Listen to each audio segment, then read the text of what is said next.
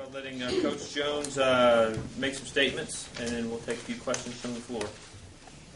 Just general statement. I think this, and I thought it was going to be our best class. I mean, every year it just keeps seeming to get better.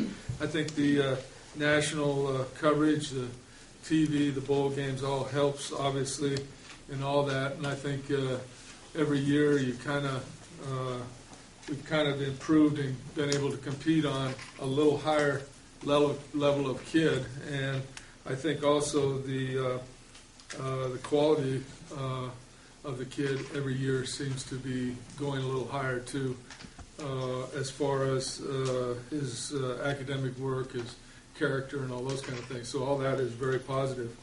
I think the coaching staff has done a great job of identifying the kids that fit into what we do, and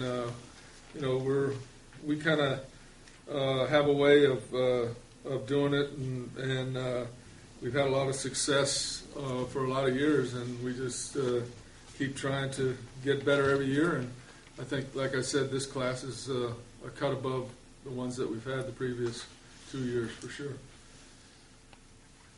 So with that, I'll just open it up to questions.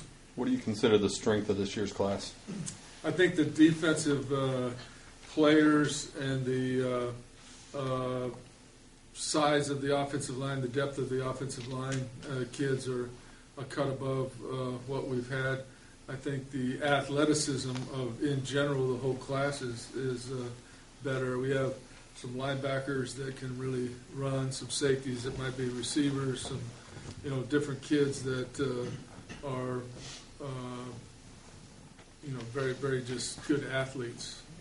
That's probably the strength. I think the quarterback is going to be a special player too. I think as you look at his highlight tapes, I'm sure you guys all will get him, but he's a pretty gifted player.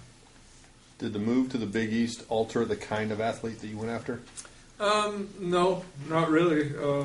I think the Big East thing will help in the future, probably more so than it did this class. We've pretty much had identified the kids that we wanted to recruit already prior to even that announcement. You mentioned the incoming quarterback. You can't talk about maybe all the quarterbacks you'll have this season, but how do you feel with Kyle transferring about your quarterback situation now? Yeah, we feel very comfortable. We are going to end up with the kids with athleticism and the ability to do what we need them to do. So, I mean, you have to prove it come game day because there's a lot of unknowns now. Kyle was our guy that probably had played, at least in what we do. But, I've been there before, done that, so I have pretty much, and Dan has too, confidence in what will happen with the kids coming in. Most of your guys are from Texas, but several from other states. 4 years in now, how do you feel about your connection with high school or with Texas high school coaches? And do you want to make more inroads? Will Jason Phillips contribute to that? Different parts of Texas? The question was about Jason Phillips in Texas recruiting. I feel like we've made inroads every year. You still continue to do that. I think competing on, some of the kids, SMU doesn't have a chance to recruit, but we're slowly breaking down some of those, walls. And you only do that through time and the relationships with the coaches, our coaches with the coaches in the high schools. And Jason has a great reputation for what he did at Houston and has recruited Houston, Louisiana, and Dallas area. So he's very familiar with everybody that, and they know him. So that's a positive step. Coach, Jason Phillips had 7 receivers over the last 4 years have over 1,000 yards. Will your receivers that you picked up this year make an immediate impact? I think a couple of them will have a chance to contribute. Yes, we're pretty solid. We had some redshirt kids last year that we think will step right in to fill the void. I think the Colin Lagasse kid reminds me of Beasley, maybe even a little studlier than Cole. I mean, when I say studlier, a little bit stronger, but the same type of kid, quick and fast. he was more of a running back, I think, and built a little heavier.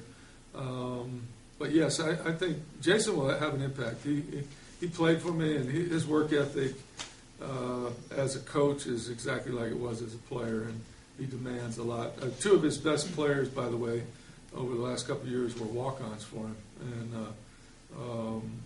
I think he can identify who can play and who can't, and he'll contribute a lot to what we do.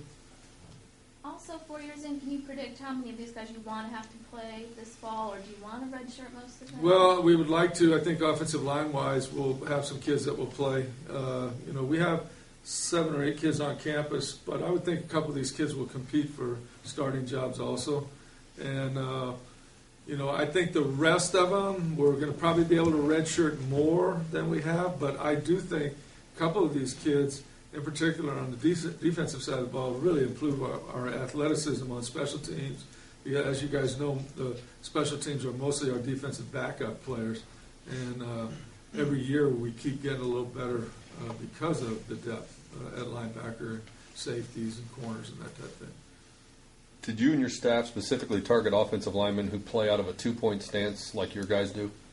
No, nobody really plays the way we do.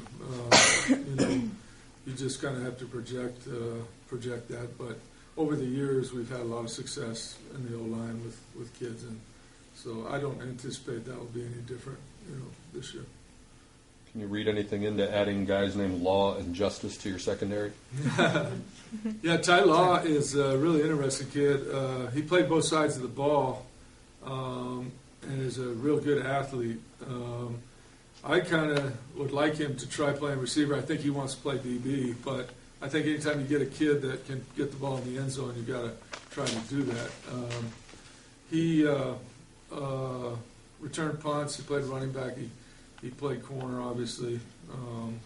And Justice is a bit, tall kid, good basketball player, very, very good athlete, and he's really a solid safety. And I would think that he would not redshirt.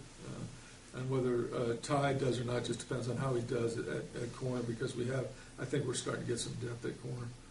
How many of the guys in this class do you envision at least considering at multiple positions?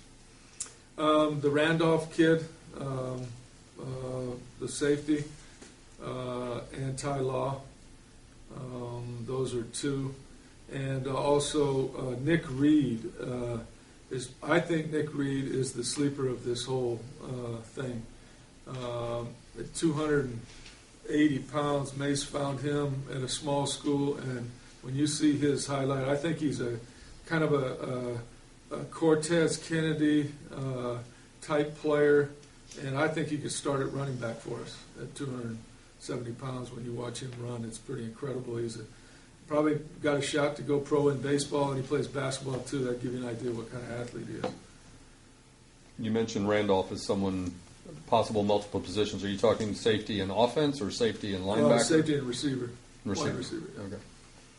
With the move to the Big East, Coach, you're going to play in every time zone. Mm-hmm. With that type of exposure, you have kids from 5 other states this year in your class. How's that type of exposure going to benefit you? Well, I think it's going to help us immensely. It's already, and I said it hasn't really affected, but it did affect us a little, like Ty Law, for example. And we had another kid in Florida that we didn't get, but actually I thought we would get because he was going to play against kids he grew up with now at South Florida, Central Florida, all the schools in that area. Same thing, I got a call today from a good friend that played with the Jets in Trenton, New Jersey, that has a kid. So, I mean, all of a sudden, that connection opens up a whole new, group of kids that you go up and recruit a kid out of New York City this time of year, bring him down here, and it's 70 degrees. I mean, that makes a little bit of a difference, and they get to go home and play play against their childhood, alma maters. So. Last year, you got Connor Preston in January, and you talked about the value of, especially for a quarterback. This year, you've got Daniel Roundtree and Garrett Dieter already enrolled. How much of a leg up can they get just by digesting? I think Roundtree will really get a leg up, because we're graduating a couple safeties that played a lot for us. I think he's a real good football player, great kid, already one of our hardest workers in the weight room and accountability-wise. He's going to be a good football player. The receiver, Gary, he's been playing with, and we knew it through the All-Star game with the torn cartilage in his knee, so we're going to get that scoped. He will be here and learn everything, but he's not going to participate in spring probably. Coach, what did it mean to go into the Midwest and take 2 parade All-Americans? That's pretty neat. I think there's only two or three other schools, and they're obviously big name schools that had that happen. Both Gary and Prescott were unbelievable high school players and deserving of those awards. Prescott, obviously, we watched early. We were the first ones to offer him, and of course, having Zach here, everybody kind of didn't go in there until late, obviously. But he did have opportunities in another couple schools. But he looks like just another Zach Line to me, and he might even be a little faster. And we told Zach he's probably going to take his girlfriend. Have you had brothers on a team before? Let's see. I have had brothers on. I have had brothers on the team. It's kind of a long story, but it wouldn't really interest you. But I have had brothers on another team. Is there an area of position where you would have liked to get more players this year that will be an emphasis going forward? We still have the ability to add 1 or 2 players. Every year I've wanted to have, because we go out in the spring and we always find seniors that got overlooked or they weren't qualified on February 1st and now they are. And so we are in a position to still add 1 or 2 kids. Now that may mean pushing them to January, but to answer your question, we still are willing to look at a couple spots. We'd like to have 1 more O-lineman, and if that means coming in the fall or coming in January, that would be fine with me. Just from a numbers game, you'd like to have them for practice and scout teams and so on and so forth. With Prescott Line, having been here for the last few years, watching his brother, was that the easiest recruiting job you've ever done? Well, it was actually. I was when we offered it. I don't know if any of the coaches are here.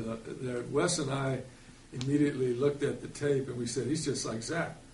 I said let's go ahead and offer him. Well, I have to admit, whenever you're in these recruiting meetings, nobody agrees. Not everybody agrees. Well, nobody agreed with me. And so at that time, after the first game, I went back to them and said, see, I was right. 450 yards rushing and 6 touchdowns. So we had a little bit of that discussion. But Prescott proved out to be just like Zach. I mean, he's going to win the wrestling title, it looks like, again. At least he says he will. Nobody recruited him just like Zach. He had no other D1 offers.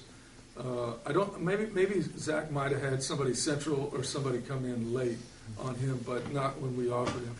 And Prescott's the same way. So you have to have 40 Prescott lines, on your team for special teams, for just the camaraderie, just the way he plays the game. I mean, that's what you got to have. Do you see him playing more running back, or would you play him No, linebacker I see him at as a all? running back. Running Yeah. back. Mm-hmm. You've got another wrestler coming in, Sam Rice.